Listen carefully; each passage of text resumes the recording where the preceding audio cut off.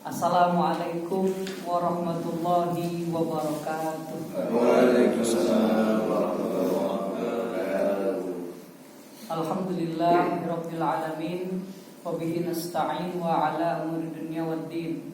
Assalatu wassalamu ala asrafil anbiya'i wal mursalin sayyidina Muhammadin wa ala alihi wa sahbihi ajma'in, amma ba'du.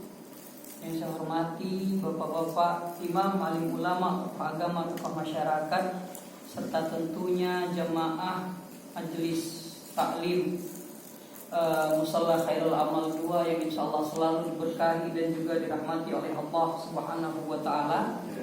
Marilah bapak-bapak dan ibu-ibu sekalian, kita awali kesempatan kita yang berbahagia ini dengan mengucapkan syukur kepada Allah Subhanahu wa taala, karena dengan segala limpahan rahmat serta hidayah dari Allah Subhanahu wa taala, dan juga dengan segala cucuran nikmat-nikmatnya lah hingga sampai pagi ini, detik ini, kita masih diberikan kesempatan oleh Allah Subhanahu wa taala untuk masih bisa berkumpul di rumahnya Allah, di masjidnya Allah, melaksanakan satu amalan yang disebut oleh setiap ulama dari sabdanya Rasulullah Sallallahu Alaihi Wasallam, amalan yang paling pertama nanti yang akan dihisab pada hari hisabnya, pada yaumil hisabnya, yaitu melaksanakan sholat, terkhusus sholat subuh yang disebutkan oleh Al-Quran kana masyhuda, disaksikan oleh para malaikat. Jadi Bapak Ibu sekalian, malaikat itu ada dua shift kira-kira. Ada malaikat malam, ada malaikat siang yang bertugas mencatat amalan-amalan kita. Pergantian shiftnya itu kalau dari malam ke siang dia pada asar, dari siang ke malam nanti pada subuh harinya. Maka setiap shift dari malaikat Allah ini berkumpul pada dua waktu subuh dan asar ini. Maka siapa yang saat itu benar-benar sedang melakukan ibadah yang ikhlas, malaikat malam yang segera berpulang ke Allah untuk memberikan amalan kita yang semalam tadi, melihat kita sedang sholat. Malaikat siang yang sebentar lagi akan mulai dinasnya, melihat kita akan sholat. Maka itulah yang dimaksud dengan kana masyhuda. Sholat subuh itu disaksikan oleh malaikat-malaikatnya Allah, dalam artian malaikat yang memang pada tugasnya mencatat amalan kita. Tapi sejatinya tentu semua itu amalan kita dilihat oleh Allah Subhanahu wa taala. Maka mudah-mudahan dengan rangkaian amalan ini, mudah-mudahan Allah tuliskan semuanya, Allah terima semuanya sebagai amal ibadah untuk kita semua, sehingga akan menjadi bekal nanti kita saat berjumpa dengan Allah Subhanahu wa taala. Amin ya rabbal alamin. Dan sebaik-baik mengucapkan kalimat syukur adalah dengan mengucapkan kalimat alhamdulillahi rabbil alamin. Salam dan salam selalu kita sanjungkan kehadirat Nabi besar Muhammad sallallahu alaihi wasallam, yang selalu kita dambakan, kita harapkan, kita inginkan syafaatnya di yaumil mahsyar kelak, yang mudah-mudahan Allah berkenan mentakdirkan kita semua masuk dalam kategori umatnya baginda Muhammad sallallahu alaihi wasallam.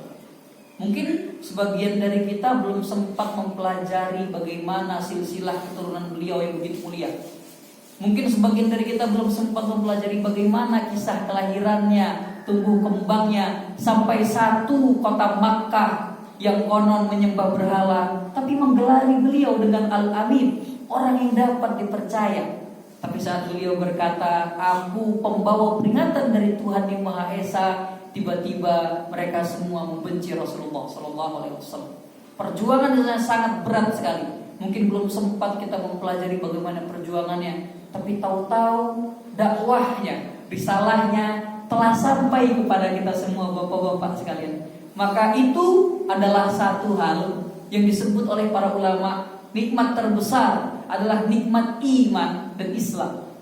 Satu hal yang membuat kita setelah salat tetap duduk di sini adalah karena ada iman dalam hati ini, karena ada Islam dalam status kita, maka kita duduk di sini.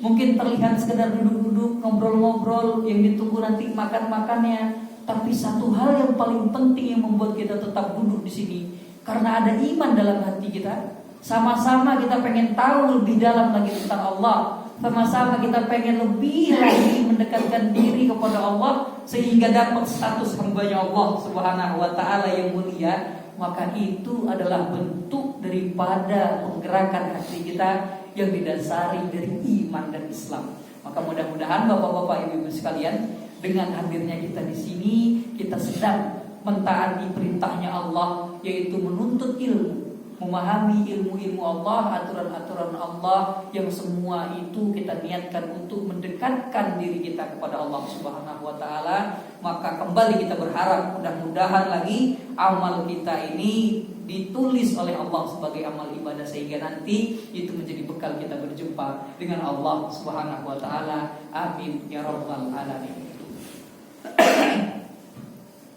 Bapak dan Ibu yang dirahmati oleh Allah Subhanahu wa taala, kemarin kita berbicara tentang perbedaan, padahal itu tidak diniatkan sebetulnya, tapi karena satu momen yang diizinkan Allah, tiba-tiba kita membicarakan tentang hal itu. Tapi ketika kita berbicara perbedaan, bahwa yang perlu betul untuk kita pahami, beda itu belum tentu yang satu benar yang satu salah. Tapi beda itu adalah bisa jadi memang cara metode pemikirannya yang berbeda. Selama metode itu dikaji dengan cara yang dibenarkan oleh para ulama, yang disepakati oleh para ulama, maka sikap kita bukan sentimen, bukan marah, bukan tersinggung, bukan merasa lebih benar daripada yang lain.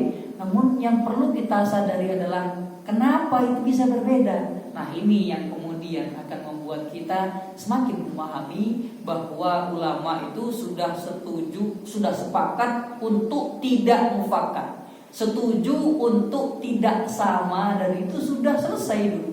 Tapi kadang-kadang kita yang masih belajar ini, yang baru mengetahui satu ilmu dari satu sisi saja, sehingga dengan izin Allah kita belum mengetahui pula ilmu yang lain, dan itu yang seringkali dimanfaatkan oleh setan untuk mengelabui hati kita dalam memahami ilmu.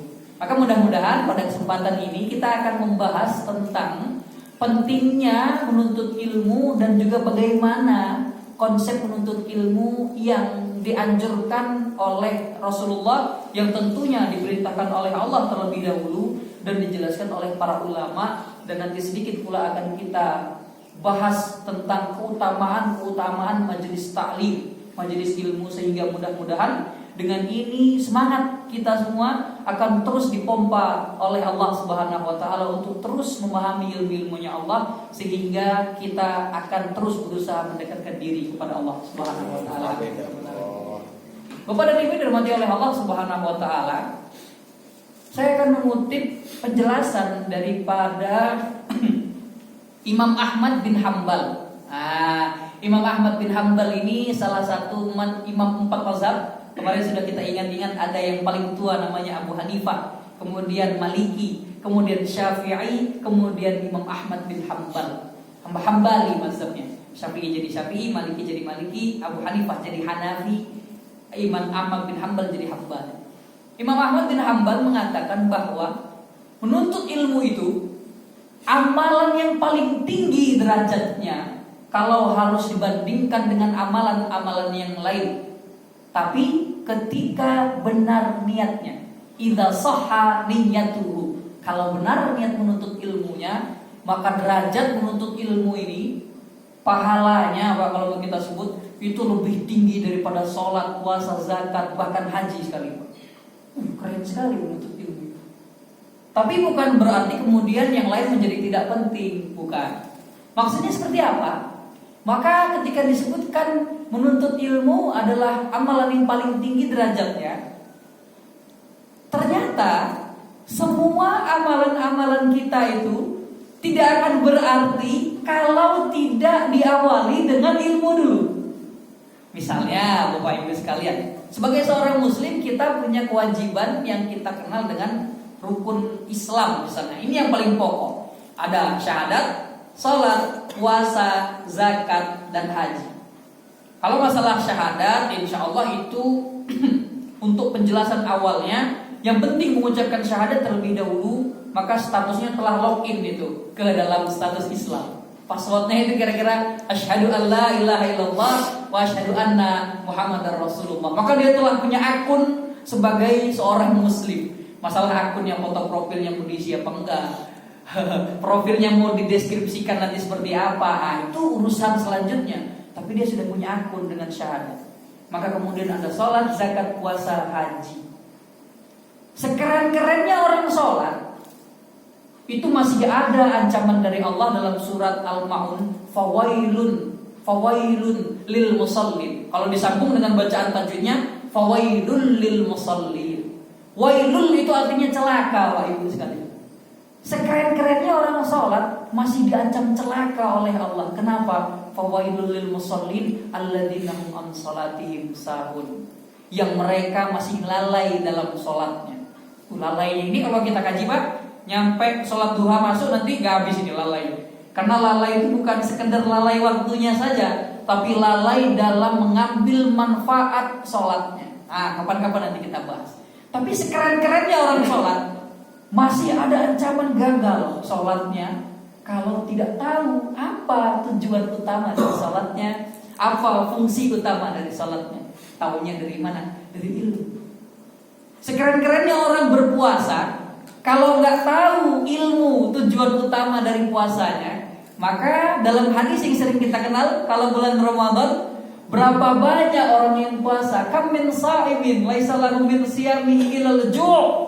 Kalau di riwayat lainnya wal atas nanti ditambah. Berapa banyak orang yang puasa tapi nggak dapat apa-apa dari puasanya kecuali lapar dan dahaga saja. Padahal tujuan puasa itu bukan sekedar menahan lapar dan dahaga, tapi lebih-lebihnya adalah la'allakum tattaqun. Tahu dari mana kita? Tahu dari belajar ilmu dulu. Cara-caranya, rukun-rukunnya, tujuannya. Tetap akan ada orang yang sia-sia puasanya ketika tidak didasari dengan ilmu.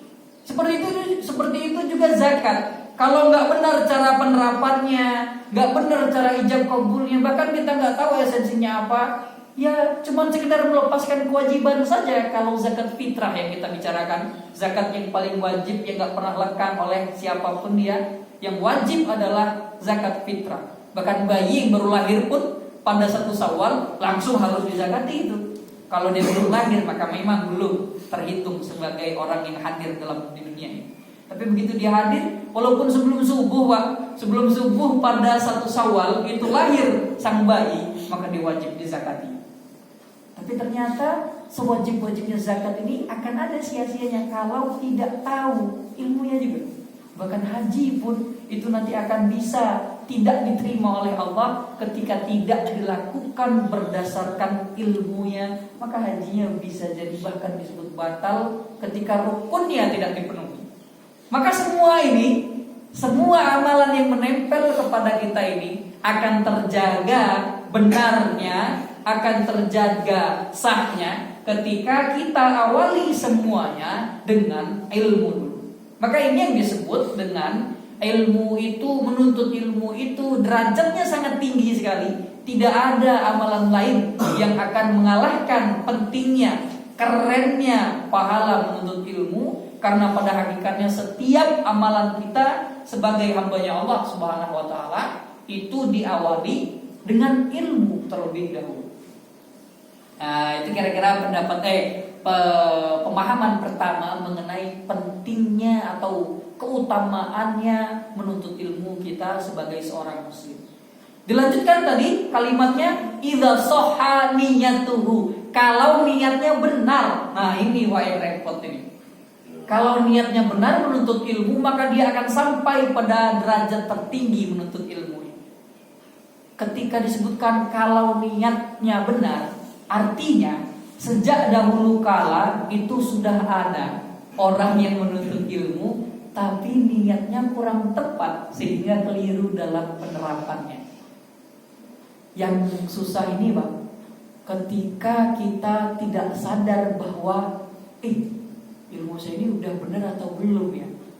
Tujuannya ya, bukan masalah pendapatnya. Bisa jadi yang dipelajarinya tetap Al-Quran, bisa jadi dipelajarinya tetap hadis, tapi karena niatnya itu yang keliru di awal, tidak memahami fungsi tujuan ilmunya, dan yang kacau lagi nanti selama prosesnya terus tidak sadar, maka yang terjadi adalah sebagaimana disebutkan oleh sekian banyak ulama, derajat pertama shibrul ula. Shibrul itu kalau diartikan jengkal artinya.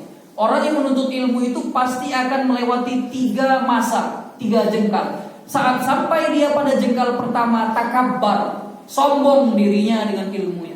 Saat sampai dia pada jengkal kedua, baru dia tawadhu, mulai sadar diri, oh ilmu itu luas. Tapi siapa yang sampai ke jengkal ketiga, dia akan merasa tidak tahu apa-apa karena saking ngertinya, seluas itu, sekeren itu, setinggi itu derajat ilmu, bahkan sepintar apapun dia telah merasa, aduh gak bisa ini jalan-jalanin orang, gak bisa ini main debat-debat orang, karena tahu ilmu itu begitu banyak sekali. Tapi kacau ya, ketika kita tidak memahami bagaimana niat menuntut ilmu yang benar, seringkali akan terperangkap manusia ini dalam jengkal pertama tadi, bapak-bapak sekalian, takabbar, sombong dia dengan ilmu. Sombong itu maksudnya apa? Bukan berarti ya saya sudah tahu, ya saya sombong. Enggak seperti itu. Definisi sombongnya kira-kira seperti ini, Pak. Ketika saya baru tahu 5 tambah 5 adalah 10. Kalau saya baru tahu satu-satunya proses untuk mendapatkan angka 10 ini adalah 5 tambah 5. Maka ketika saya melihat yang lain selain 5 tambah 5, saya akan merasa, beda yang diajarin saya, bukan ini. 10 itu bukan yang lain, tapi adalah 5 tambah 5. Padahal 8 tambah 2, 10. 100 dikurang 90, 10. 100 dibagi 100 pun 1, bukan ya? 100 dibagi 10, jadi 10 juga. Jadi ada cara lain untuk mendapatkan metode lain untuk menemukan angka 10. Tapi ketika hanya diajarkan umpamanya, coba Bapak Ibu bisa tes ke anak-anak sendiri. Coba ajarin anak yang masih TK, 1 tambah 1, 5 tambah 5 pokoknya 10. Selain 5 tambah 5 salah. Nanti kalau dia ketemu dengan orang lain, ini bukan 8 tambah 2, bukan 10. 10 itu 5 tambah 5. Di sini yang dimaksudkan sombongnya tadi, Pak. Ketika tidak melihat metode yang sama, tidak melihat amalan yang sama dengan apa yang biasa dikerjakan oleh seseorang tersebut, sehingga dia akan merasa salah, beda, gak benar, cuma punya saya yang benar. Ini penjelasan daripada sombongnya.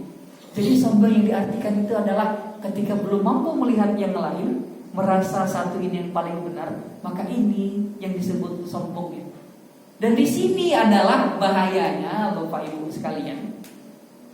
Seringkali saya akan sebut kita, karena saya merasakan juga ketika kita belajar itu bukan pengen tahu niatnya, pengen ngedebat orang. Udah gak soha itu niatnya. Soha itu benar niatnya. Jadi kalau niatnya udah untuk debat orang, bukan untuk paham, itu udah gak akan dapat berkah ilmunya itu.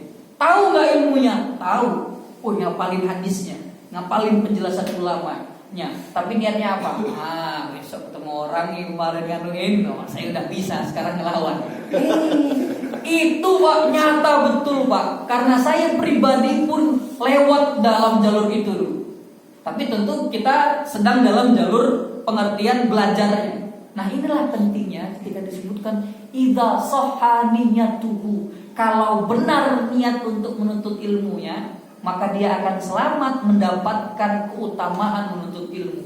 Tapi faktanya memang banyak yang keliru dalam memahami untuk apa kita belajar. Maka ketika ditanya Imam Ahmad bin Hanbal, ya Syekh, kaifa shahal niyat? Kaifa ashahul niyat? Bagaimana niat yang paling benar untuk menuntut ilmu itu? Maka jawaban beliau indah sekali, Pak. Thalabul ilmi itu niat yang paling baiknya menurut versi kata-kata beliau ini Imam Ahmad bin Hanbal, liraf'il jahli an nafsihi. Kalau kita artikan liraf'i, raf'un itu mengangkat artinya. Al jahlu itu ketidaktahuan, an nafsihi dari dirinya sendiri. Itu enak benar Pak pemahaman. Menghilangkan ketidaktahuan pada dirinya sendiri. Ini niat pertama yang akan menyelamatkan kita saat kita untuk menuntut ilmu. Ketika kita pikir menghilangkan ketidaktahuan dari dirinya sendiri. Saya mau belajar sholat, Saya nggak tahu tentang sholat, maka saya niatkan saya mau belajar supaya saya sendiri dulu tahu bagaimana tentang sholat, sehingga ketidaktahuan saya menghilang, berubah saya jadi tahu sholat. Maka yang kita lakukan adalah, ya udah, saya pengen belajar sholat dulu. Nggak terpikir mau sholatnya nanti pakai basmalah jahar atau tidak, mau sholatnya pakai kunut atau tidak, mau sholatnya setelah sholatnya salam-salaman atau tidak, zikirnya jahar atau tidak, bla bla bla bla bla bla bla bla. Itu nggak akan terpikir dulu. Yang terpikir, saya mau sholat dulu. Maka kemudian yang kita pikirkan adalah, setelah saya mau sholat, maka siapa yang bisa ngajarin saya sholat dengan baik dan benar? Maka di situ baru nanti ada kriterianya, bagaimana cara melihat, cara menentukan belajar kepada seorang guru. Misalnya dalam konteks sekarang, sekolah mana nih anak kita mau disekolahin supaya bisa sholat? Itu tuh kita akan lihat dulu profil sekolahnya, bagaimana konsep sekolahnya, hasil-hasil dari sekolahnya. Itu proses yang sangat panjang sekali.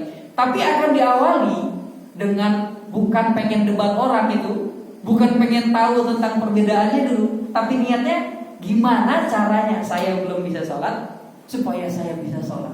Lirofil jahli, menghilangkan ketidaktahuan pada dirinya sendiri terlebih dahulu.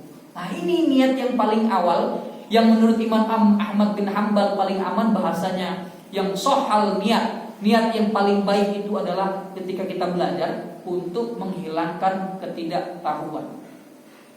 Baru nanti diteruskan oleh beliau an ghairihi. Kalau udah lewat proses menuntut ilmu sehingga segala hal yang tidak ia ketahui setidaknya dalam lingkup kecilnya dia tahu, baru selanjutnya kalau dapat kesempatan dari Allah melakukan lirafil jahli an ghairihi, menghilangkan pula ketidaktahuan dari orang-orang sekitarnya.